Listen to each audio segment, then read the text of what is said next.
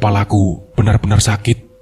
Di bawah duduk saja rasanya seperti berputar-putar, ucap Vivi pada suaminya. Sebut saja nama suaminya adalah Rigen. Kalau begitu, kamu istirahat saja ya. Jangan mengerjakan pekerjaan rumah dulu. Yang bereskan setelah pulang kerja, ujar Rigen seraya mengelus kepala istrinya. Terima kasih ya, jawab Vivi. Sama-sama sayangku, balas Rigen seraya mencium kening istrinya, lalu berpamitan untuk berangkat kerja. Vivi merupakan perempuan berdarah Banjar Kalimantan Selatan, sementara suaminya berdarah Dayak Siang Murung. Mereka memutuskan menikah setelah sebelumnya menjalin hubungan berpacaran selama 4 bulan. Keduanya merasa cocok satu sama lain, dan kemudian menikah. Meskipun pernikahan mereka sedikit mengalami masalah di awal-awal dulu, karena keluarga Vivi tidak mau jika Vivi menikah dengan Rigen. Lelaki itu akan membawa Vivi ke tempat asalnya yang sangat jauh tersebut. Bagaimana kalau dia itu bukan lelaki baik? Takutnya nanti kamu diapa-apakan saat di desanya sana. Siapa yang akan menolongmu, Vi? Ujar ayahnya waktu itu. Vivi yang memang anak perempuan satu-satunya dalam keluarga itu sangat disayangi oleh orang tuanya maupun saudara-saudara laki-lakinya. Untungnya, saat itu dia dibela oleh iparnya yang berasal dari suku Dayak juga. Kalau dia mau, berarti dia memang benar-benar serius dan baik. Karena jarang sekali laki-laki mau meninggalkan keluarganya demi seorang perempuan. Berbeda denganku, yang memang sudah tidak punya siapa-siapa lagi ini. Jadi pilihan terbaiknya ya harus ikut suami kan? Ujar ipar Vivi pada masa itu. Dan untungnya, perkataan kakak iparnya tersebut mampu merubah keputusan orang tuanya. Hingga akhirnya, orang tua Vivi mau menerima Rigen sebagai menantu. Tentu saja dengan syarat bahwa Rigen harus tinggal di rumah mertuanya tersebut. Dan Rigen tidak ada masalah dengan syarat tersebut. Ia siap untuk tinggal di sana, asal bisa menikah dengan Vivi. Dan 3 hari sebelum hari pernikahan, Rigen memutuskan untuk masuk Islam. Padahal, Vivi dan keluarganya tidak ada yang menyuruh, karena mereka termasuk salah satu keluarga yang sangat menghormati agama orang lain. Selain itu, dalam keluarga besar mereka pun masih banyak yang berbeda agama. Walaupun berbeda keyakinan, kita tetaplah satu keluarga, ucap ayahnya itu, masih sangat Vivi ingat hingga saat ini. Setelah menikah dan tinggal di rumah mertuanya selama 1 tahun, Rigen dan Vivi akhirnya memutuskan untuk menyicil rumah yang kebetulan tidak terlalu jauh dari rumah orang tuanya. Rigen sendiri bekerja di salah satu perusahaan batu bara yang berada di Kalimantan Tengah pada waktu itu. Rigen hanya mendapati cuti 1 minggu setelah 1 bulan full bekerja. Jadi waktu 1 minggu itu benar-benar ia habiskan bersama istri tercintanya. Dari waktu ke waktu, Vivi pun akhirnya hamil tepat di usia 2 tahun pernikahan mereka. Namun entah karena apa, Vivi mengalami keguguran. Dan sejak saat itu, Vivi tidak mau lagi ditinggalkan oleh suaminya kerja jauh, yang membuat Rigen terpaksa berhenti dari pekerjaannya di Kalimantan Tengah. Ia menganggur selama hampir 3 bulan untuk merawat menemani istrinya. Saat itu, mereka bertahan hidup dengan uang tabungan yang mereka tabung selama 2 tahun tersebut. Dan tepat di bulan keempat, saat itu, Rigen memutuskan melamar pekerjaan di perusahaan batu bara yang berada di Kalimantan Selatan. Karena pada dasarnya, si Rigen ini punya pengalaman sebagai supir. Jadi dengan mudahnya dia masuk kerja di sana. Meskipun gajinya tidak sebesar di Kalimantan Tengah dulu, tapi ia cukup bersyukur karena bisa langsung mendapatkan pekerjaan di sana. Dan kebetulan, tempat kerja Rigen yang baru tersebut tidak terlalu jauh dari rumah mereka. Hanya berjarak sekitar 5-6 km saja. Kamu baik-baik saja, Vi? Tanya ipar perempuannya itu, terlihat khawatir melihat wajah Vivi yang sangat pucat tersebut. Aku baik-baik, Kak. Cuma entah kenapa ini kepalaku sakit terus, seperti ditusuk-tusuk. Kadang bagian ulu hatiku yang sakit, ucap Vivi. Kakak ipar pertamanya itu mengerutkan alisnya menatap Vivi. Mau aku temani ke dokter? Tanya kakak iparnya. Tidak usah, Kak. Paling cuma pusing saja. Maklumlah, kan sekarang musim hujan. Mungkin aku masuk angin, ucap Vivi. Kalau sakit itu jangan dianggap remeh, Vi. Takutnya ada penyakit lain yang lebih serius, ujar kakak iparnya tersebut. Tidak usah dipaksa. Orang dia bilang baik-baik saja kan? Saut kakak ipar keduanya, seraya berdiri. Jadi, Vivi ini memiliki 3 saudara laki-laki. 2 kakaknya sudah menikah, dan adiknya baru saja lulus sekolah. Kakak pertamanya menikah dengan perempuan dari suku Dayak, dan kakak keduanya menikah dengan perempuan yang masih satu daerah dengan mereka. Yang paling perhatian pada Vivi adalah kakak iparnya yang orang Dayak itu. Sementara kakak iparnya yang kedua tidak terlalu akrab dengannya. Mungkin karena memang kakak ipar keduanya itu merupakan seorang guru. Jadi dia tidak terlalu sering ikut kumpul-kumpul bersama Vivi dan kakak ipar pertama. Sementara kakak ipar pertamanya tersebut hanya seorang ibu rumah tangga, sama seperti Vivi yang tentu banyak memiliki waktu untuk kumpul-kumpul. Di sini, kita sebut saja nama kakak ipar pertama Vivi itu Aliani, dan kakak ipar keduanya adalah Wardah. Aku pulang duluan ya, ada tugas yang harus aku kerjakan, ucap Wardah pamit pada Aliana dan Vivi.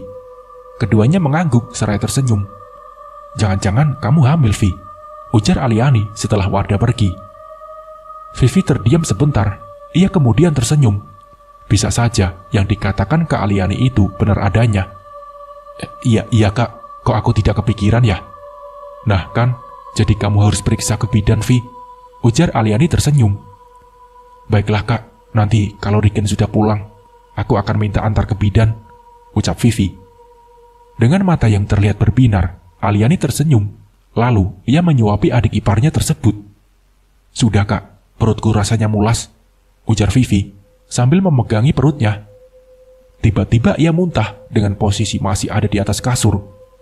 Vivi memuntahkan semua makanan yang tadi ia makan. Vivi masih muntah-muntah. Namun, kini ia muntah air yang begitu banyak hingga membasahi hampir seluruh kasur. Dan kemudian, Vivi merasa badannya terasa sangat lemas.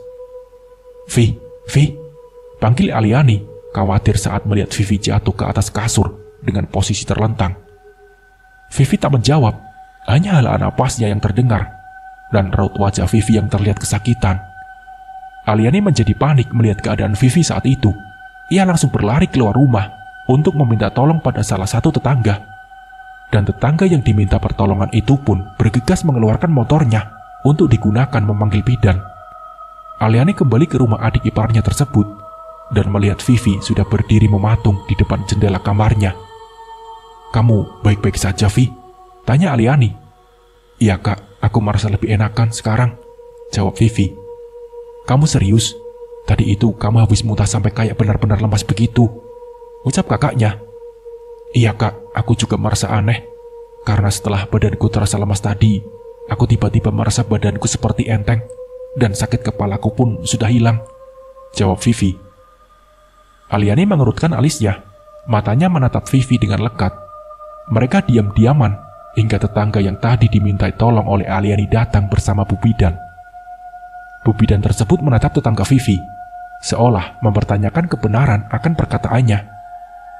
Saya juga tadi dikasih tahu kakak iparnya, Bu, kalau Vivi ini lemas setelah muntah-muntah, makanya saya cepat-cepat memanggil ibu, ujar tetangga Vivi tersebut lebih dulu sebelum ditanya. Bu Bidan kemudian menghela nafas dan mengangguk. Ia juga melakukan pengetesan pada urin Vivi, tapi rupanya hasilnya negatif. Vivi tidak sedang hamil. Negatif, Bu. Tapi adik ipar saya ini benar-benar mengalami gejala-gejala seperti orang hamil muda, ujar Aliani, seakan tak percaya dengan hasil yang disampaikan oleh Bu Bidan. Kalau semisal masih ragu, besok bawa saja ke tempat praktek saya. Biar di sana kita cek lagi menggunakan urin pertama setelah bangun tidur di pagi hari. Karena tentu lebih bagus kalau menggunakan urin pertama di pagi hari, ujar Bu Bidan. Setelah berkata seperti itu, Bu Bidan langsung pamit pulang. Karena memang sedari tadi teleponnya berdering terus. Mungkin ada yang mau melahirkan. Tetangga Vivi pun pulang karena merasa Vivi baik-baik saja, tapi tidak dengan Kak Aliani. Ia masih di rumah Vivi untuk menemani Vivi sampai Riken pulang. Malamnya, sekitar pukul 7 malam, Riken pulang dengan diantar oleh temannya. Loh, kamu kenapa, Gen? Tanya Kak Aliani saat melihat memar di bagian pipi hingga pipi Riken. Kena cium besi, Kak, jawab Riken setelah bercanda. Kamu ini muka begitu masih bisa bercanda, ujar Aliani. Regen pun tertawa. Kemudian setelah meletakkan sepatunya di rak belakang pintu, ia pun langsung masuk ke dalam kamar untuk melihat keadaan istrinya. Mukamu kenapa? Tanya Vivi kaget saat melihat wajah Regen. Dicium besi di tempat kerja, biasalah, temanku kurang fokus, jawabnya. Tuh kan, cuma gara-gara temanmu yang kurang fokus, malah kamu yang jadi begini, ucap Vivi pada suaminya. Sudahlah sayang, aku baik-baik saja kok, beberapa hari juga sembuh, jawabnya. Vi, Gen, kakak pulang dulu ya, ujar Kak Aliani yang saat itu sudah berdiri di depan pintu kamar. Terima kasih banyak sudah bantu-bantu di sini ya kak. Oh ya, ini aku ada sedikit rezeki buat kakak, ujar Regen seraya menghampiri Aliani yang sudah ingin segera pulang. Apa ini Ken? Vi, aku bantu-bantu di sini bukan karena ini, tapi karena aku memang sayang sama Vivi dan sudah menganggap Vivi seperti adikku sendiri, ujar kakaknya. Regen pun tersenyum. Justru karena itu, kita sebagai saudara harus saling membantu kan kak, ujarnya. Aliani terharu melihat uang yang diberikan Regen, dan Vivi pun tersenyum menatapnya dari atas kasur. Sekali lagi, terima kasih banyak ya Ken, Vi. Uang ini sangat membantuku sampai kakakmu gajian nanti, ucap Kak Aliani. Setelah Aliani pergi, Regen memutuskan untuk mandi. Dapur dan ruangan lain sudah bersih dibersihkan oleh Aliani. Biasanya kalau Vivi tidak sakit, Vivi lah yang akan mengerjakan pekerjaan rumah. Tapi semenjak Vivi sering sakit-sakitan, Regen lah yang mengerjakan pekerjaan rumah tangga selepas pulang kerja. Tapi malam itu, Regen bisa langsung tidur karena tidak ada lagi yang harus dibersihkan. Regen terbangun karena badannya terus digoyang-goyangkan dengan keras oleh Vivi. Ada apa yang? Tanya Regen, masih dengan mata yang setengah tertutup. Kamu dengar suara itu? Tanya Vivi. Suara apa? Tanya Regen sambil mengusap matanya. Itu kayak pasir berjatuhan ke atas atap, jawab Vivi. Regen pun duduk. Ia berusaha mendengarkan suara yang dimaksud oleh istrinya. Alah, cuma angin itu yang, ucap Regen. Bukan, kalau angin kan cuma begitu. Kalau ini beda, sama seperti suara pasir bercampur kerikil yang dijatuhkan ke atas atap, ucap Vivi. Tapi aku tidak mendengar apa-apa. Aku cuma dengar suara angin, ucap Regen. Tiba-tiba, di atas atap terdengar seperti suara sesuatu yang meledak, atau seperti suara benda jatuh yang menimpa atap, hingga membuat suara nyaring mengagetkan keduanya. Nah, kalau yang ini aku dengar. Sebentar, aku cek dulu. Mungkin kucing berkelahi, ujar Regen seraya beranjak dari tempat tidur. Vivi menunggu di dalam kamar. Perasaannya sangat tidak enak sekali saat itu. Beberapa saat ditunggu, Regen tak kunjung masuk. Bahkan suaranya pun tidak terdengar. Karena khawatir, akhirnya Vivi langsung keluar untuk memastikan suaminya baik-baik saja. Namun sesampainya di luar rumah, Vivi tidak melihat keberadaan Regen, sementara pintu rumah dibiarkan terbuka. Yang, panggil Vivi. Tapi tidak ada jawaban, entah kemana perginya Regen. Apa mungkin ia mengejar kucing-kucing yang berkelahi itu? Sepertinya tidak mungkin. Vivi duduk di bangku kayu yang ada di teras. Ia menunggu Regen di situ, dan sekitar kurang lebih 20 menitan, barulah Regen muncul. Wajahnya terlihat tidak seperti biasa. Kamu kemana? Ngejar kucing? Tanya Vivi. Aku melihat sesuatu di atap rumah kita yang, itu yang aku kejar, tapi aku kehilangan jejaknya, jawab Regen. Apa? Sesuatu? Maksudmu hewan atau apa? Tanya Vivi kurang paham. Perawakannya mirip manusia, tapi lincah melompat-lompat. Tangan dan kakinya sama panjang, dan kurasa itu bukan hewan, ujar Regen kepada istrinya. Lalu apa? Kamu jangan bikin aku takut deh, ujar Vivi. Sudahlah, kita masuk saja. Besok lagi aku ceritakan, ujar Regen seraya menggandeng istrinya. Vivi tidak bisa tidur setelah mendengar apa yang dikatakan suaminya tadi. Rasa takut mengendalikan matanya malam itu. Dan sekitar pukul 4 subuh, barulah Vivi bisa tertidur. Itu pun karena matanya sudah benar-benar mengantuk. Makan yuk, ujar Regen membangunkan Vivi yang masih tertidur. Kamu gak masuk kerja? Tanya Vivi. Loh, kamu lupa, aku kan hari ini off, jawab Regen. Oh iya, habis ini kita jalan-jalan mau? Tanya Riken. Iya, mau, jawab Vivi manja. Riken pun tersenyum sembari mengusap kepala istrinya. Tapi tiba-tiba ia seperti tercekat saat merasa seperti ada yang aneh di kepala istrinya. Coba kamu menunduk, biar kulihat kepalamu, ujar Riken. Kenapa memangnya? Tanya Vivi. Itu ada luka di kepalamu, lukanya besar dan berdarah. Kamu gak tahu? Tanya Riken kepada istrinya. Ah, mana? Kok aku gak sadar ya? Gak ada sakit sama sekali. Di sisir pun gak ada yang nyangkut, ujar Vivi. Serius kamu? Ini lukanya besar, Yang, ujar Riken mengarahkan tangan istrinya ke arah luka di kepalanya tersebut. Iya, sepertinya memang besar. Aku dapat luka ini dari mana ya? Ujar Vivi bertanya-tanya. Ini harus dibawa ke dokter, Yang, biar lukanya bisa dibersihkan dan dikasih obat, biar cepat kering, ujar Riken. Tiba-tiba, Vivi kembali merasakan mual yang teramat sangat di perutnya. Sampai-sampai ia langsung berlari ke arah jendela untuk memuntahkan semua isi perutnya. Melihat istrinya muntah-muntah seperti itu, Riken langsung memijit punggung sang istri untuk memberikan rasa nyaman. Tanpa dia sadari, ada segumpal kecil rambut yang keluar di antara muntah-muntah tersebut. Apa itu, Yang? Tanya Vivi dengan suara lemas. Muntahmu kan? Ujar Riken. Ada rambut di situ, kata Vivi. Sudah, kamu duduk dulu, pasti rasanya mengkali dadakan, jawab suaminya yang memang tidak bisa melihat muntahan orang, karena dia pasti akan ikut buta juga. Coba kamu periksa, Yang, aku lihat ada rambut, ujar Vivi.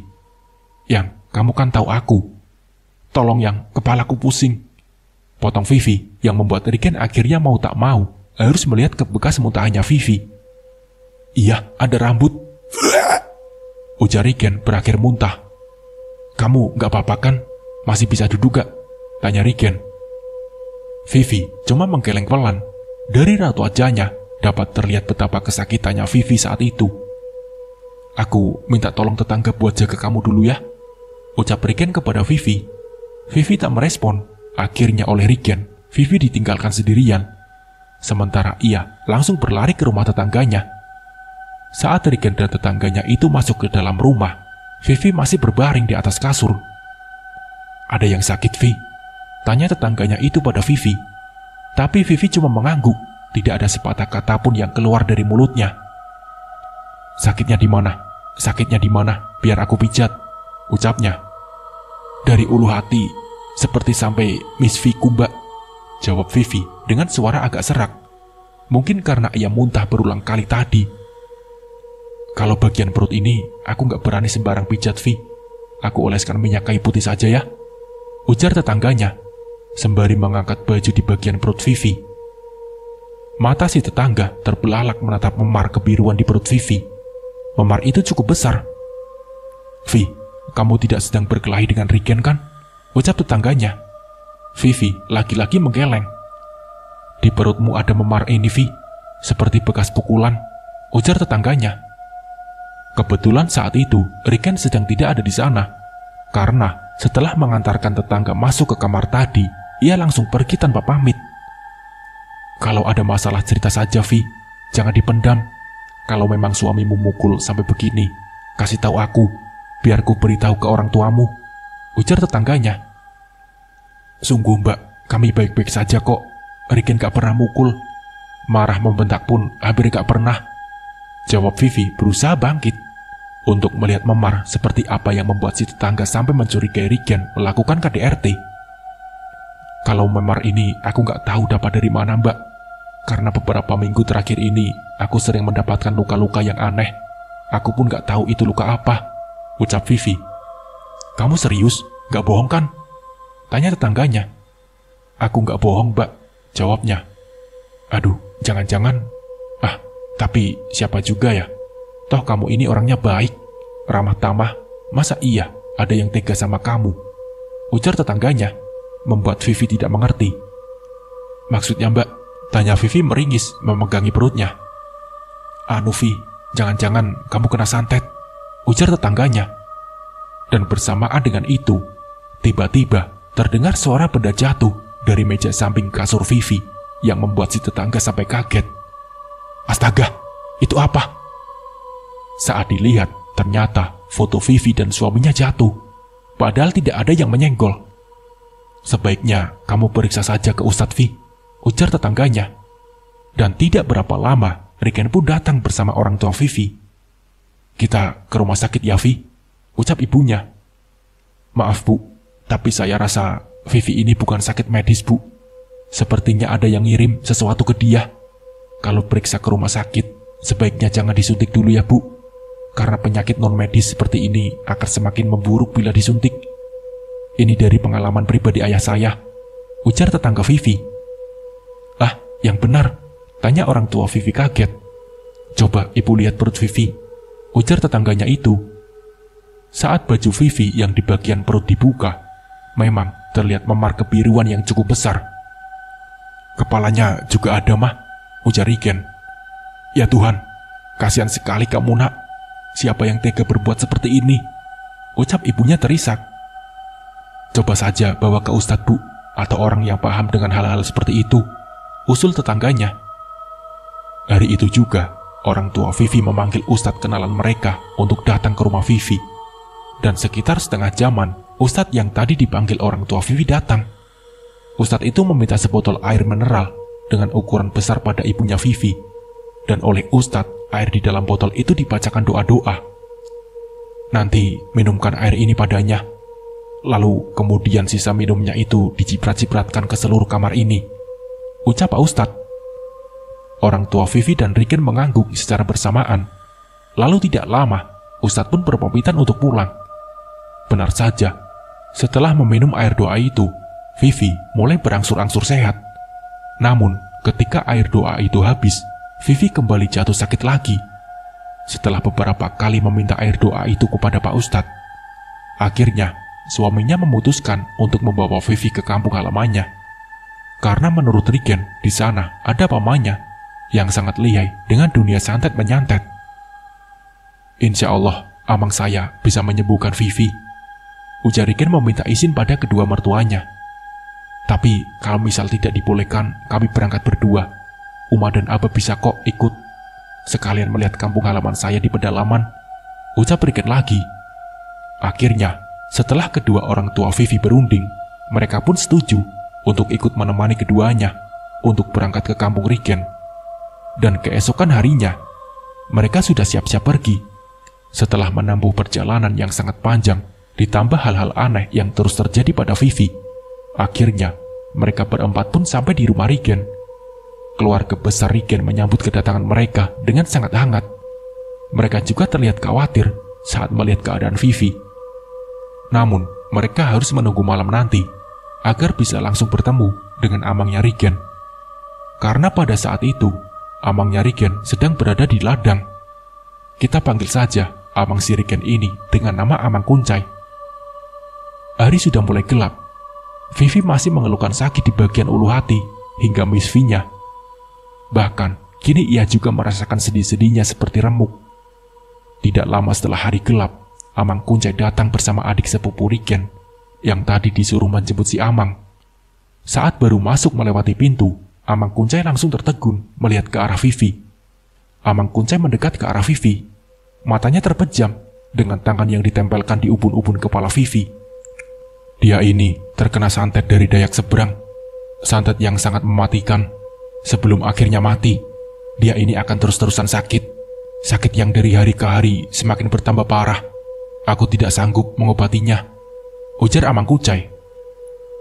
Mata Riken melotot. Ia tidak menyangka kalau amangnya yang dia kenal selama ini sebagai ahli santet yang sangat hebat bisa mengucapkan tidak sanggup. Sehebat apa santet itu? Mang, tolong Mang, saya mohon sembuhkan istriku Mang.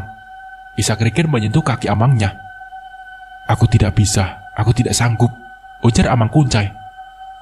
Aku tahu Amang bisa, katakan saja Amang bisa kan, ucap Riken. Aku tidak bisa Gen, ini terlalu berat, ujar Amang Kuncai.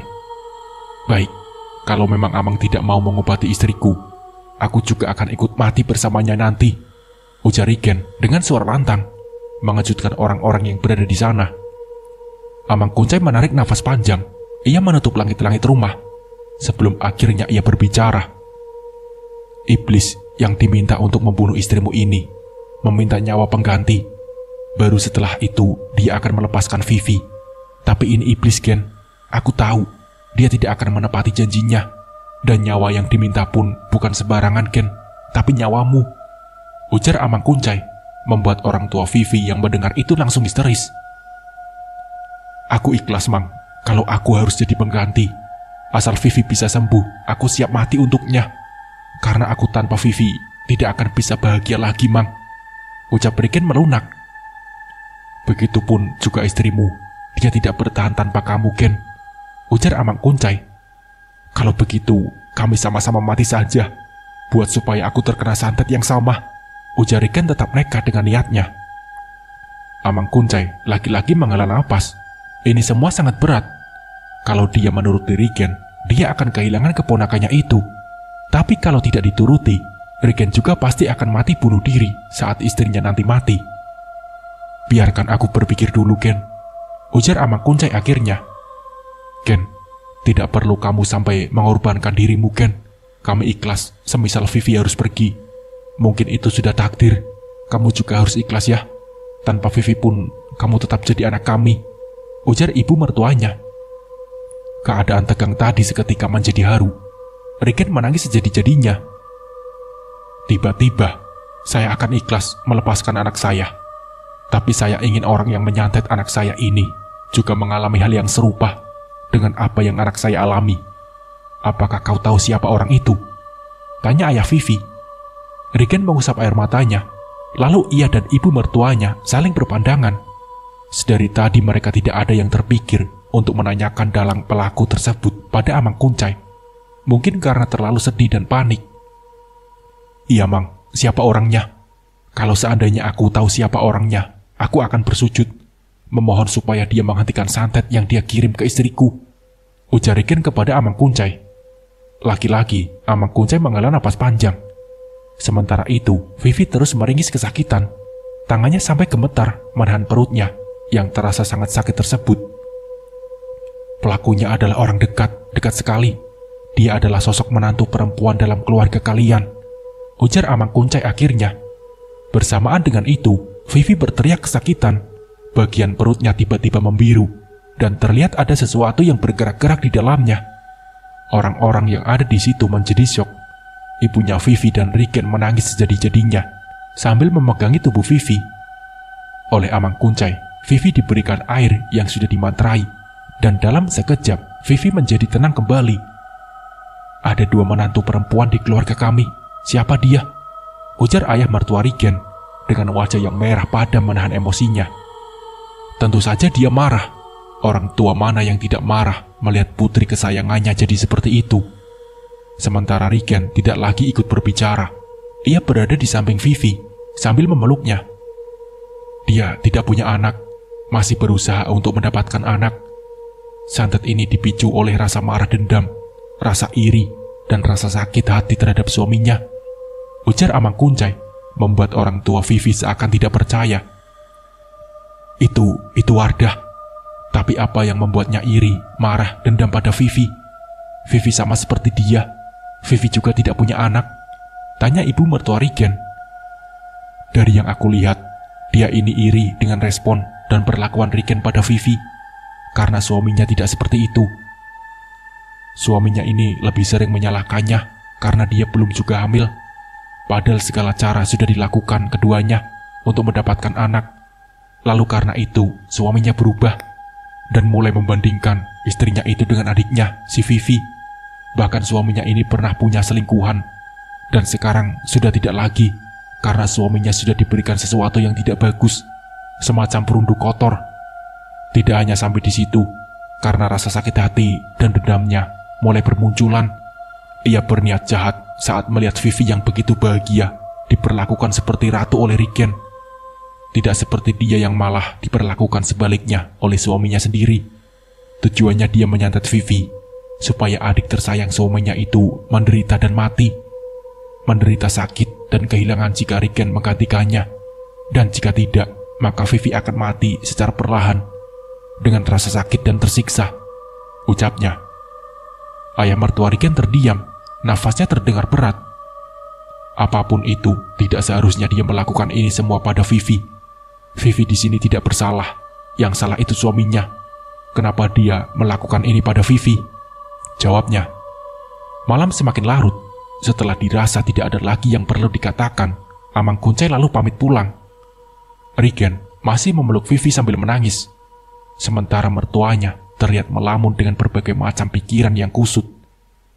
Pagi-pagi sekali Rigen pergi. Ia sama sekali tidak pamit pada mertuanya maupun Vivi. Keluarganya yang ada di rumah itu pun tidak ada yang tahu Rigen pergi kemana. Rigen mengetuk pintu rumah kayu tersebut dengan keras. Tidak berapa lama muncul Amang Kuncai di belakang Rigen. Dan ternyata saat itu Rigen sedang berada di rumah Amang Kuncai. "Mau apa lagi kamu, Ken?" tanya Amang Kuncai. "Tolong saya, Mang. Saya ingin menggantikan Vivi. Dan saya juga ingin agar orang yang sudah membuat Vivi begini mati," ujar Rigen. "Kamu ini sudah gila kah? Kamu ini keponakanku. Mana mungkin aku sanggup untuk membuatmu menjadi pengganti seperti syarat yang diberikan iblis itu," ujar Amang Kuncai. Aku memang sudah gila, Mang. Dan aku akan semakin gila jika Amang tidak mau membantuku," ujar Rigen. "Apa Amang harus menontonku bunuh diri dulu, baru Amang akan membantuku?" ucap Rigen. "Bantu aku, Mang, bantu aku. Aku hanya ingin kematianku bisa menyelamatkan perempuan yang aku sayangi," ucap Rigen kepada Amang Kuncai. "Baiklah, kalau memang itu maumu, aku akan mengabulkannya," ujar Amang Kuncai dengan suara bergetar. Rigen menatap Amang Kuncai. Ia senang karena akhirnya Amang itu mau menuruti keinginannya. Namun, ia juga sedih saat tahu hidupnya tidak akan lama lagi. Tapi rasa sayang dan cintanya terhadap Vivi mengalahkan ketakutannya tentang kematian. Ia rela melakukan apapun demi Vivi. Bahkan menukar nyawanya pun ia sanggup. "Terima kasih, Mang. Terima kasih," ucap Rigen. "Malam ini bersiaplah. Kita akan melakukannya malam ini," ujar Amang Kuncai. Tubuh Vivi masih terbaring, namun memar di tubuhnya sudah mulai menghilang. Setelah ritual itu, tampaknya Rigen masih biasa-biasa saja, meski hal yang tidak masuk akal mulai terjadi. 1 minggu telah berlalu, dan hari itu Vivi, Rigen, dan juga kedua mertuanya akan kembali pulang. "Kau tidak mau tinggal di sini saja, Ken?" tanya Amang Kuncai yang melihat Rigen seperti sedang menahan sakit. Mendengar pertanyaan Amang Kuncai, kedua orang tua Vivi langsung menatap Rigen. Dari tatapan itu, tampak mereka sangat khawatir dengan menantunya tersebut. "Aku hanya sedikit kelelahan, Mang. Dan aku juga harus masuk kerja lagi, Mang," jawab Rigen dengan suara bergetar. Entah sampai kapan ia akan merahasiakan semua ini dari Vivi. Di sini, Vivi belum tahu kalau Rigen yang menggantikannya menyandang santet tersebut. Dan sebetulnya orang tua Vivi sudah melarang. Namun niat Rigen sudah bulat, sudah tidak bisa diganggu-gugat. Kedua mertuanya itu dimintanya untuk merahasiakan semuanya dari Vivi, agar Rigen dan Vivi bisa menikmati hari-hari mereka dengan damai, tanpa berpikir macam-macam.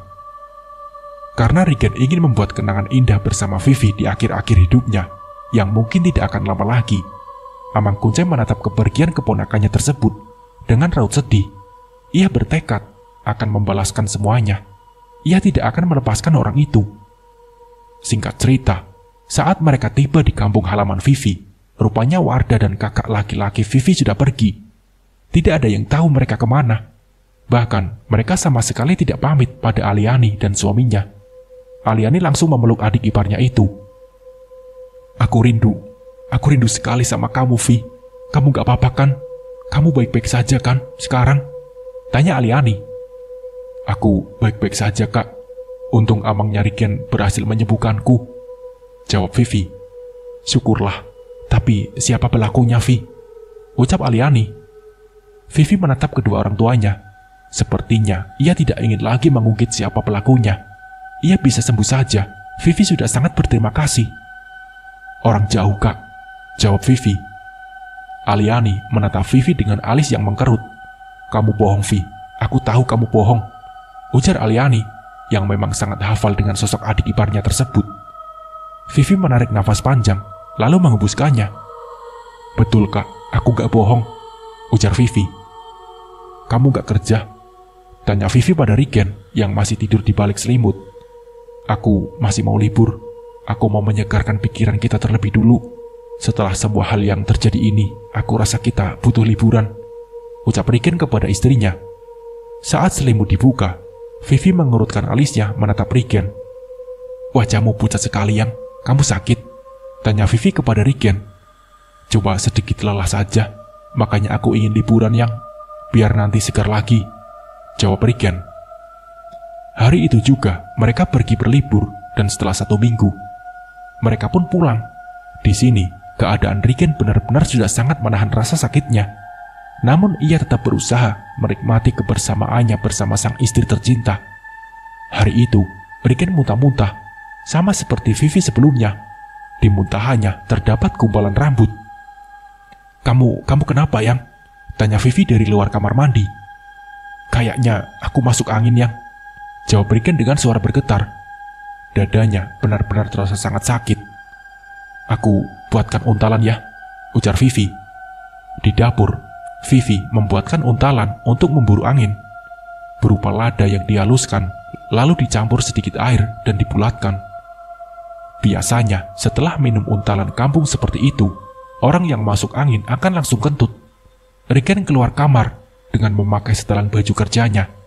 Ia lalu pergi ke dapur menemui Vivi yang sedang menyediakan sarapan untuknya.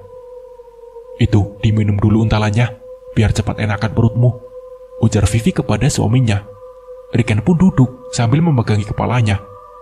Rasa sakit yang teramat sangat di bagian kepala, ulu hati dan perut membuatnya hampir tidak bisa bangun. Namun tetap Riken coba menguatkan diri agar tidak tumbang lagi. Kenapa nggak habis, Yang? Apa masakanku kurang enak? Tanya Vivi saat melihat Riken hanya memakan 1 suap makanan yang ia siapkan. Kamu tahu kan, perut sedang tidak enak, ujar Riken seraya beranjak dari duduknya. Ia akan pergi bekerja hari itu. Vivi memeluk Riken. Entah kenapa hari itu, ia seperti sangat merindukan suaminya.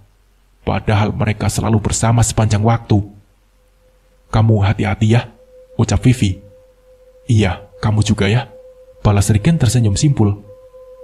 Setelah suaminya pergi, Vivi memulai pekerjaan di rumahnya. Dari merapikan tempat tidur, mencuci pakaian, piring, dan lain-lain. Namun tidak berapa lama, setelah ia menyelesaikan pekerjaan rumahnya, ia mendengar suara seseorang memanggil-manggil namanya dari luar rumah. Dengan malas, Vivi membukakan pintu. Di situ, terlihat seorang teman kerja suaminya datang dengan wajah yang sangat panik. Ada apa? Ada apa? Tanya Vivi. Riken, kau sebaiknya ke rumah sakit sekarang. Riken sudah dibawa ke rumah sakit, ucapnya. Maksudmu bagaimana? Riken sakit apa? Rumah sakit mana? Kau jangan membuatku khawatir, ujar Vivi.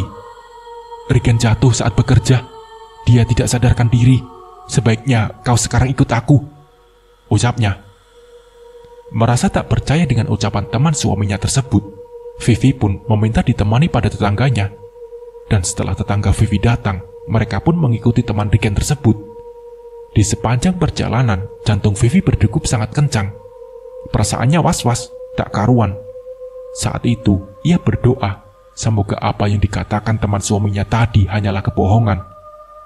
Namun, saat mereka memasuki parkiran rumah sakit, kaki Vivi menjadi lemas. Ia hampir tidak bisa berjalan karenanya.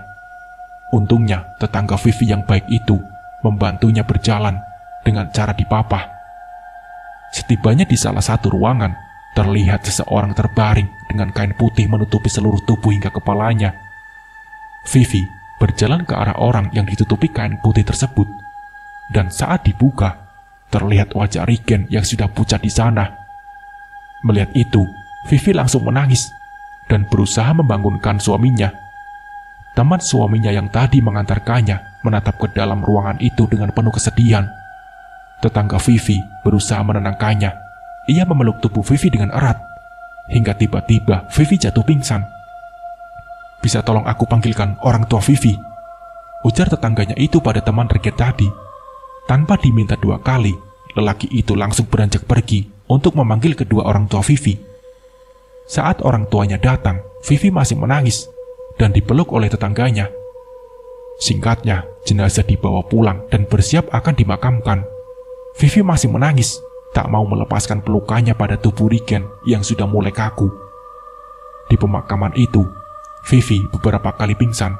Bahkan setelah pemakaman selesai, ia masih tak mau beranjak dari kuburan suaminya. Orang tua, kakak, dan kakak iparnya berusaha membujuk Vivi supaya ikhlas dan sabar.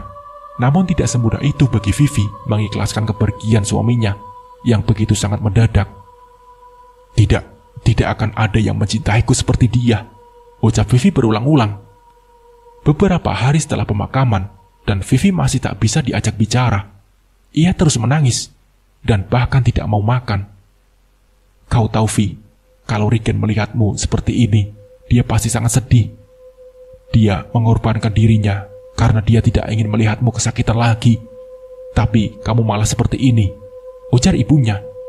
Vivi langsung menatap sang ibu. Begitupun juga dengan Aliani, yang saat itu sedang berusaha menyuapi Vivi. Regen, apa tadi mah? Tanya Vivi. Dia sangat menyayangimu, Vi. Dia rela menggantikanmu. Dia rela menahan rasa sakit akibat santet itu hanya demi melindungimu. Tolong ya, Vi, jangan kamu sia-siakan pengorbanan Regen dengan cara menyaksikan dirimu begini. Aliani melotot. Ia sangat kaget mendengar apa yang dikatakan oleh mertuanya itu. Sementara Vivi menangis sejadi-jadinya. Kenapa Uma tidak mencegahnya? Kenapa? Ucap Vivi. Kamu sudah berusaha melarang Regen, Vi. Bahkan amangnya pun sudah memarahi dan melarangnya. Tapi Regen mengancam akan bunuh diri kalau semisal amangnya itu tidak menuruti keinginannya untuk menjadi pengganti wadah santet itu bersarang, ujarnya. Vivi semakin histeris.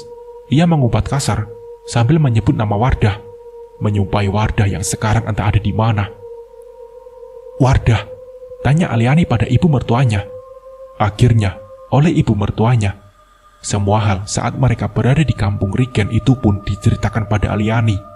Dan wanita itu tentu saja kaget dan tak menyangka. Aku benar-benar tidak menyangka, ucap Aliani. Ia langsung memeluk Vivi dengan erat. Hari-hari berlalu, namun Vivi masih terus saja memikirkan Regen tanpa henti. Dirinya pun tak lagi ia rawat, hingga tubuhnya menjadi semakin kurus. Sampai di suatu hari, orang tuanya mendengar Vivi tertawa-tawa di dalam kamarnya. Awalnya, mereka mengira kalau Vivi sedang bermain bersama keponakannya. Tapi ternyata, saat pintu kamar dibuka, Vivi hanya seorang diri di sana. Vivi terlihat sangat bahagia, sambil terus berbicara sendiri. Matanya lekat menatap tembok yang ada di depannya. Ia terus berbicara seolah-olah sedang berbicara dengan Regen. Karena Vivi selalu memakai kata yang di setiap awal maupun akhir kalimatnya. Orang tua Vivi yang awalnya senang karena mengira Vivi sudah mengikhlaskan Regen, mendadak jadi tak karuan hati kala melihat anak mereka yang sudah seperti orang kehilangan kewarasan. Akhirnya, mereka mencoba untuk memanggil ustadz lagi guna meruqyah Vivi. Tapi setelah ruqyah itu pun, Vivi masih sama seperti sebelumnya. Kadang ada waktu saat Vivi menangis sampai sesugukan. Kadang juga ia tertawa nyaring, sampai benar-benar membuat kaget seisi rumah. Dan ada juga di mana ia terus berbicara tanpa henti selama berjam-jam. Bahkan tidak sekali dua kali, ia mencoba melukai dirinya sendiri, maupun menyerang orang tuanya, dan Aliani yang mengantarkan makanan untuknya. Karena hal itulah, Vivi kemudian dipasung dan dibiarkan di dalam kamar. Namun, sampai cerita ini ditulis, Wardah dan suaminya tidak pernah kembali. Mereka pergi entah kemana, tidak ada yang tahu. Nah, seperti itulah kisahnya. Semoga dari kisah ini kita bisa mengambil hikmah dan pembelajarannya. Mungkin cukup sekian dari saya. Wassalamualaikum warahmatullahi wabarakatuh.